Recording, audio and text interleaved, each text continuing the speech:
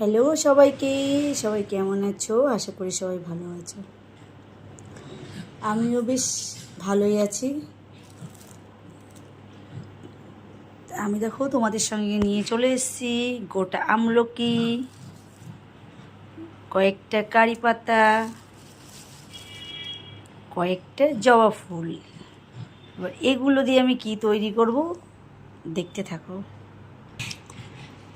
দেখো এই ফুলগুলোকে যখন ছাড়াবে এইটাকে কিন্তু ফেলে দিতে হবে, শুধু পাপড়িগুলোকে নিতে হবে, এটাকে কিন্তু নেওয়া যাবে না, ঠিক আছে? এটাকে এরকম ফেলে দিতে হবে, দিয়ে শুধু এই ফুলের পাপড়িগুলোকে নেবে।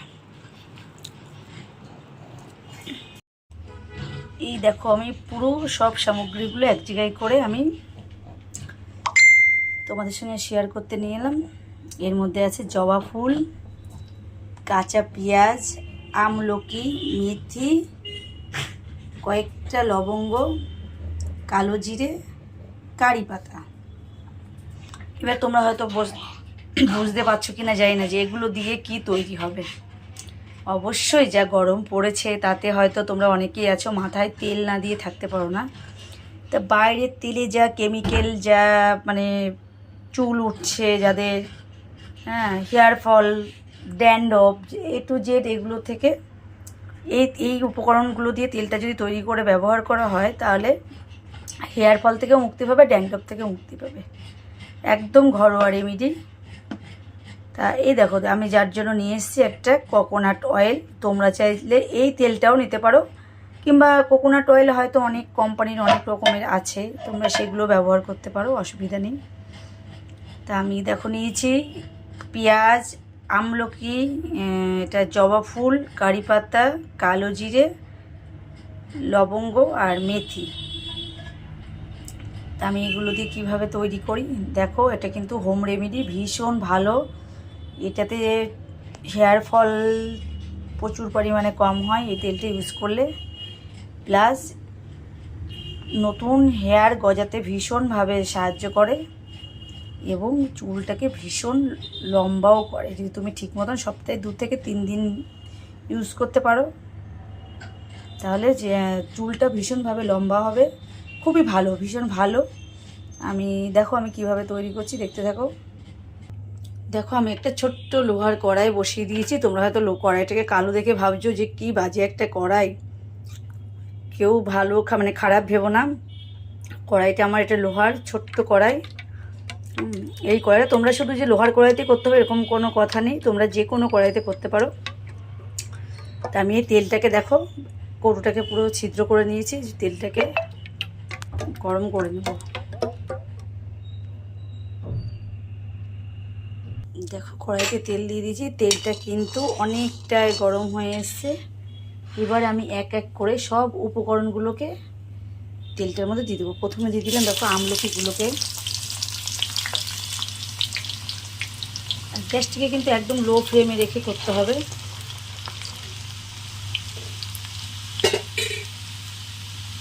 এবার দিয়ে দিচ্ছি দেখো কাঁচা পেঁয়াজ কুচিগুলো।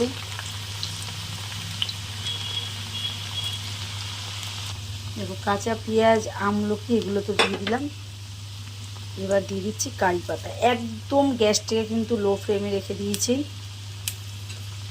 লো ফ্লেমে রাখতে হবে। এরপর দিয়ে দেবো আমি মেথি, লবঙ্গ আর কালো জিরে। এই 3টি উপকরণও দিয়ে দিলাম ওর মধ্যে।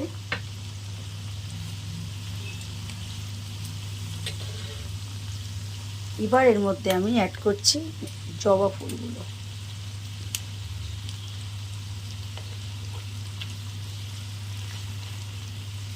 এবার এভাবে 10 থেকে 15 মিনিট লো ফ্লেমে এটাকে ফুটাতে হবে। এই উপকরণটা তোমরা বাড়িতে একটু ট্রাই করে দেখো, তোমাদের হাতের কাছেই পাবে এইগুলো। আমলকিও বাড়িতে থাকে, প্রত্যেকের বাড়িতে কম বেশি আমলকি। জবা ফুল তোমরা অবশ্যই ফুল ঠাকুরের জন্য ফুল কিনলে তার মধ্যে একটা দুটো জবা ফুল অবশ্যই পাবে। আর পেঁয়াজ, মেথি, এগুলো তো অবশ্যই ঘরে সবারই থাকে। হোম রেমেডি, ভীষণ ভীষণ ভালো। তোমরা একবার এটা ট্রাই করে দেখতে পারো। একদম ছোট্ট বেবি থেকে প্রত্যেকেই ব্যবহার করতে পারবে, এটা কোনো সাইড এফেক্ট নেই, ভীষণ ভালো। আর এই কোকোনাট অয়েলটাই যে লাগবে এরকম কোনো কথা নেই, তোমরা যে কোনো কোম্পানির তেল নিতে পারো, তবে নারকোল তেলটাই লাগবে কিন্তু, ঠিক আছে। এভাবে আমি গ্যাসটাকে একটু কমিয়ে রেখে দেবো 10 থেকে 15 মিনিট, এটা ফুটতে থাকবে। তোমরাও অবশ্যই চটজলদি এটা একদিন বাড়িতে ট্রাই করো এই হোম রেমেডিটা, তারপর আমাকে তোমরা কমেন্ট করে জানিও যে কেমন হয়েছে হোম রেমেডিটা। আমি তো ব্যবহার করছি, তবে আমি বেশি টাইম ধরে তো এগুলো করতে পারি না, মানে আমার ধৈর্য কোলায় না এত কিছু।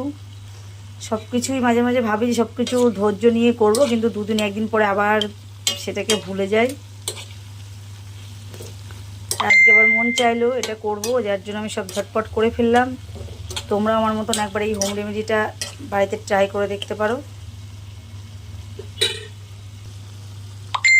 দেখো তেলটা এরকম একটা কালার চলে আসছে, সব দেখো ব্রাউন কালারের হয়ে গেছে পেঁয়াজগুলো, আমলকিগুলো।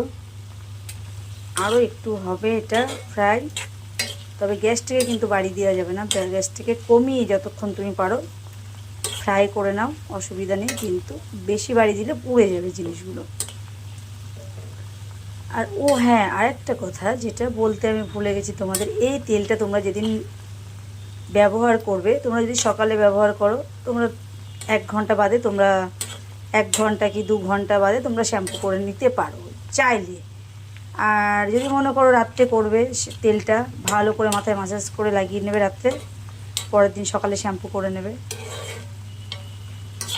আর কোনো বাধ্যতামূলক নেই যে শ্যাম্পু করতেই হবে পরের দিন। অনেকে আছে মাথায় তেল দিয়ে থাকতে পারে না, তেল চিটচিট করে, যেরকম আমিই পারি না একদমই তেল দিয়ে, তা আমি রাত্রে ব্যবহার করব, পরের দিন সকালে মাথায় শ্যাম্পু করে নেব। তোমরা চাইলে যদি মনে করো কেউ যদি ক্যারি করতে পারো একদিনের জায়গায় 2 দিন তেল মাথায় দিয়ে, অবশ্যই তোমরা রাখতে পারো, অসুবিধা নেই, কোনো সাইড এফেক্টও হবে না। তোমরা তেলটা ব্যবহার করে পরের দিনও শ্যাম্পু করতে পারো, আবার 2 দিন বাদেও শ্যাম্পু করতে পারো, এতে কোনো মানে অসুবিধা হবে না।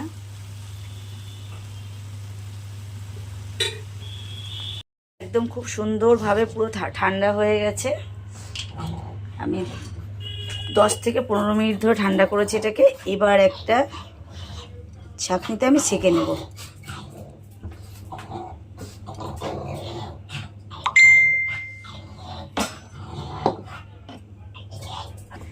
দেখো তেলটাকে কিন্তু আমি খুব সুন্দর করে ছেঁকে নিয়েছি, তেলটার কালারটা এসছে এরকম, আর খুব সুন্দর একটা স্মেলও বেরোচ্ছে তেলটা থেকে। আর তোমরা এটাকে স্টোর করার জন্য এরকম একটা কন্টেনার নিতে পারো, সেটা প্লাস্টিকেরও হতে পারে, কাচেরও হতে পারে। তা আমার ঘরে এখন এই মুহূর্তে কাচের নেই বলে আমি এটাতেই স্টোর করব।